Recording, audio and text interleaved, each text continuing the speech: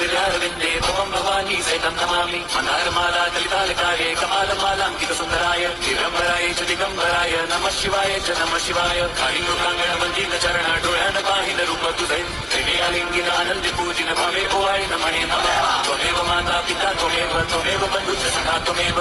विद्या दृढं त्वमेव सर्वं मम देव कायेन वाचा मनसेन्द्रियैर् वा बुद्ध्यात्मना वा त्वदति स्वभावात् करोमि यद्यत् सकलं परस्मै नारायणाय इति समर्पयामि तत्कृतं केशवं रामनारायणं कृष्णदामोदरं वासुदेवं हरिं श्रीधरं माधवं